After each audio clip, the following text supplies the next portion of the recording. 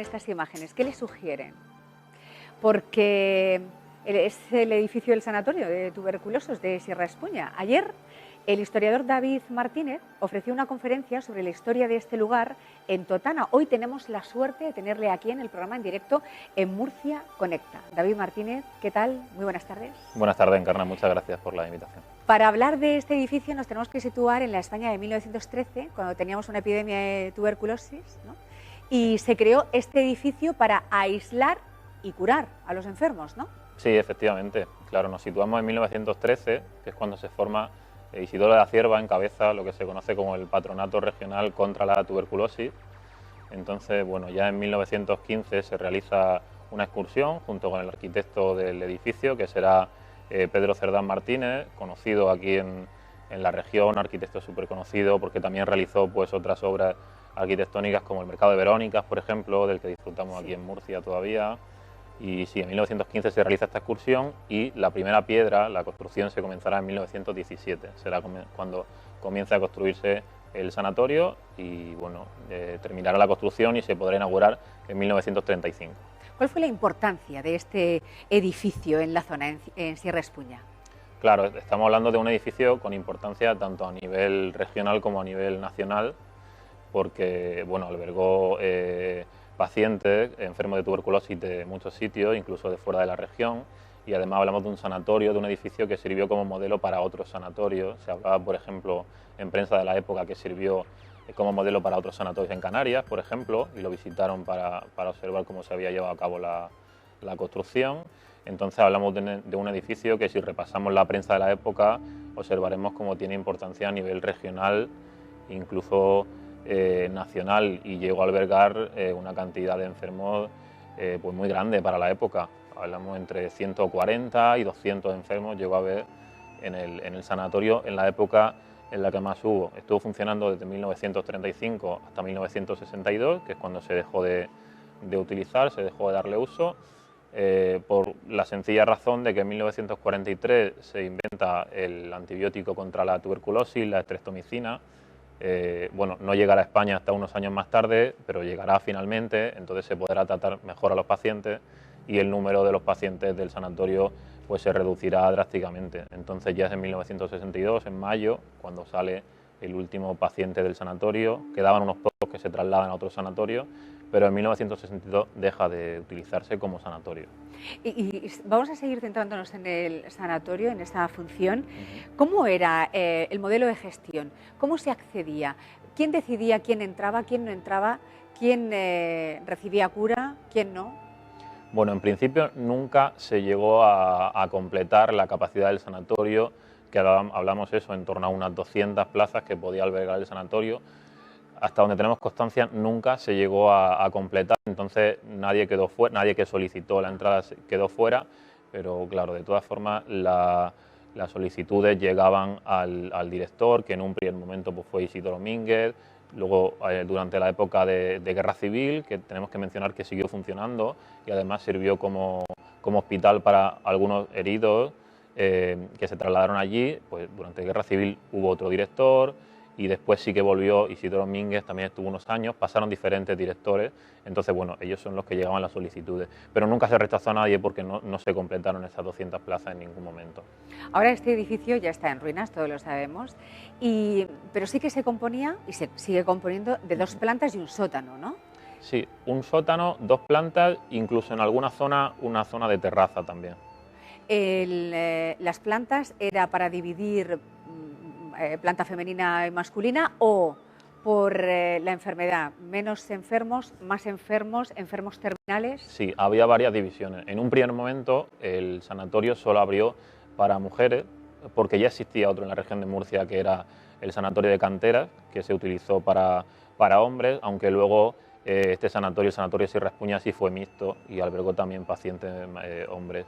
Entonces la división que se realizó en su momento no fue por plantas, sino por alas. El sanatorio dispone de un cuerpo central y de 2 cuerpos laterales, de 2 alas.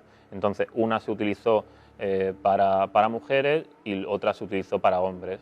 Y luego sí, también había división entre cada planta. En la planta baja albergaba a los enfermos que podían salir a dar paseos, los que mejor se encontraba, porque claro, por el sitio donde está en Sierra Espuña salían a dar muchos paseos, entonces en la planta baja se encontraban los que sí que podían y eran capaces de realizar esos paseos, los que mejor se encontraban. ¿Daba la sensación de ocultamiento, de estar escondiendo a los pacientes enfermos de tuberculosis? No, en ningún momento. De hecho, en todo momento se realizan muchas visitas.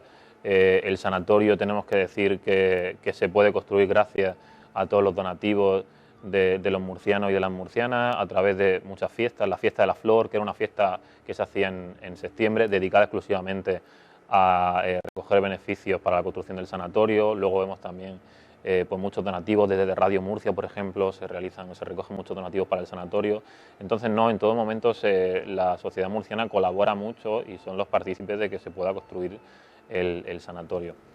La muerte está muy presente en este tipo de sanatorios, ya no solamente en el de Sierra Espuña, sino en todos los sanatorios de España, que estábamos comentando antes que tenían una arquitectura similar. ¿Se evitaba que los pacientes, los enfermos, vieran a los muertos por aquello de que el final, pues de la mayoría de ellos, final, claro. La mayoría de ellos terminaron falleciendo, ¿no? Sí, bueno, fallecían muchos de ellos. No tenemos unas estimaciones claras, pero sí fueron pudiendo llegar hasta casi 1 millar que fallecieran. Entonces, bueno, no se ocultaban, simplemente se les llevaba a una sala de autopsias que había en un edificio anexo, no en el mismo edificio central, sino que había otros anexos. Entonces la sala de autopsias se realizaba allí, la realizaba el médico que estuviera allí presente trabajando, y también era el depósito de cadáveres. Entonces, pues en un primer momento se guardaban allí los cadáveres y muchas veces el primero que bajaba a la localidad, a Alhama, que bueno, tenemos que mencionar que el sanatorio se encuentra en término de Alhama, pues el primero que bajaba a Alhama, muchas veces en carro, pues le tocaba cargar con el muerto, claro, nunca mejor dicho, y muchos están enterrados en el cementerio de Alhama. Qué curioso. El Real Sanatorio de Guadarrama de Navacerrada, de Madrid, conocido también como Sanatorio Hispanoamericano, pasó a ser célebre por los ilustres escritores que en él se alojaron. Por ejemplo, Rafael Alberti, quien estuvo durante el año 1993 mientras escribía Marinero en tierra, o Camilo José Cela, que también estuvo ingresado en el año 1931 a la edad de 15 años y después volvió a ser ingresado en el año 1942 en otro sanatorio madrileño y escribió ahí Pabellón de Reposo. Se publicó en el año 1943. ¿Algún ilustre personaje también se tuvo que recibir curas o tratamiento en el de Sierra Espuña? Hasta donde tengamos noticias, no. Sí que lo visitaron mucho durante la construcción, y luego pues también mencionaba en un artículo que escribió Jaime Campani, un escritor y periodista conocido aquí en Murcia, sí mencionó que tuvo una novia allí en el sanatorio cuando él tenía 15 años y que la visitaba muy a menudo, pero no tenemos constancia de que sí hubiera personajes murcianos ilustres allí en el sanatorio. Bueno, pues una vez que aparece el medicamento para la cura de la tuberculosis, el último enfermo, como bien apuntaba David, se le da el alta en 1962 y a partir de ahí el edificio se convierte para otros menesteres. Sí. ¿En cuáles? Bueno, de 1962 comenzó a utilizarse para colonias, para muchos colegios que, pues bueno, trataron de disfrutar, por supuesto, del enclave en el que se encuentra el edificio, y fueron allí de vacaciones, en vacaciones veraniegas. Pero en 1965, desde Murcia, la provincia decide utilizarlo, darle otro uso, y en este caso utilizarlo como escuela-hogar, para escolarizar a niños y niñas y a jóvenes que no podían ser escolarizados en otras zonas. Entonces, claro, el criterio que debían seguir y que debían cumplir para poder internar allí, porque era un internado, estaban allí internos, era vivir a más de 3 kilómetros del núcleo urbano y del colegio más cercano. Entonces, los que pudieran cumplir con este criterio y no podían ser escolarizados en otras zonas de la región, fueron escolarizados allí en Escuela Hogar, que estuvo funcionando, bueno, en todos sus años en lo que se usó, hasta 1982, pues llegó a albergar hasta 1000 niños. Y después fue un albergue. Sí, en 1982 deja de usarse como escuela-hogar y otra vez la comunidad decide darle otro uso, se vuelven a realizar una reforma, en este caso solo se reforma un poco más del 50% del edificio, solo un ala del edificio y parte del cuerpo central, y decide usarse en 1985 como albergue hasta 1995. Durante esos 10 años, en 1995 dejará de usarse ya el sanatorio, y desde esa época pues se encuentra, desde ese año, desde 1995, se encuentra abandonado. Siendo un bien de relevancia cultural. Por eso desde el año pasado se pone en marcha una asociación, la Asociación Amigos Sanatorio de Tuberculosos, Sanatorio de Sierra Espuña. ¿Y qué es lo que pretende esta asociación? Bueno, la asociación se forma como bien dice, en septiembre del año pasado. La forman antiguos alumnos de la escuela hogar, personas de mantenimiento, profesores.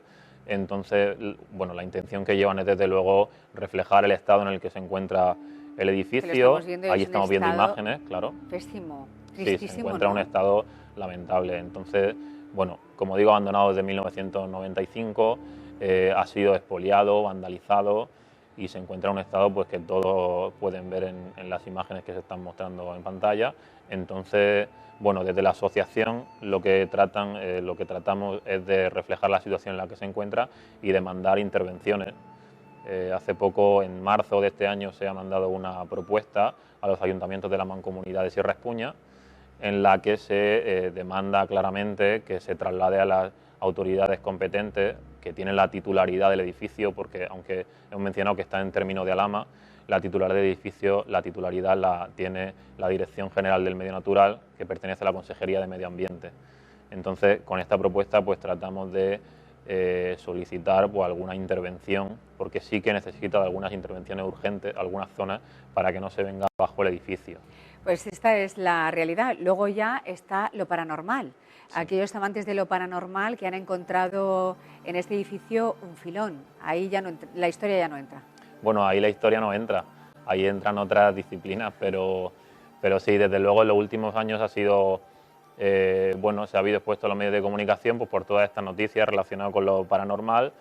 Entonces, claro, bueno, nosotros en esto no entramos, simplemente lo que creemos es que nunca se puede utilizar como excusa, bueno, nunca hay ninguna excusa, pero menos por algo así de lo paranormal, para entrar al edificio y vandalizarlo, y bueno, que hoy día se encuentra en el estado en el que está.